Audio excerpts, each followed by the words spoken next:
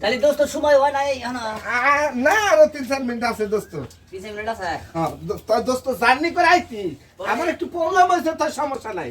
I রে problem না আমি একটা কথা কইতাছি দোস্তের বাড়িতে আইছি দোস্ত যে স্যাম্বল আয়োজন যা কই ঢালাইছে একবার দেখো আর না না সমস্যা নাই, সমস্যা নাই, গ্রামের পরিবেশে সুন্দর একটা ইফতার হইছে। সময় হইছে কি আর 3 মিনিট আছে।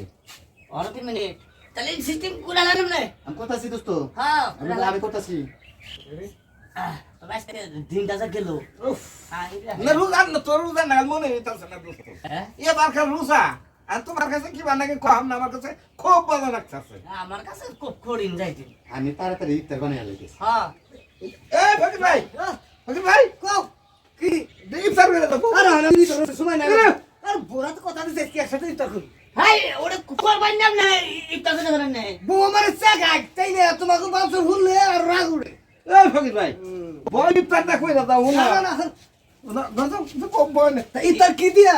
এই যে কলা, বুট, খেজুর, শসা, কত চাইতে হ্যাঁ হ্যাঁ পাট নইতা যখন খাই গেল ভিক্ষা কইরা ডাক দিছে যে ইফতারটা কইরা যাও কই কি কি দেই দাও তুমি কি পছন্দ নাই না ভাই তাহলে আমি চাই গিয়া সবাই বোনের কথা দিয়া লাইছি আর না গেলে আমার মান থাকতেছে না বুড়া করে। তাই কো আমরা ফেল নাই মন নাই তো মন নাই।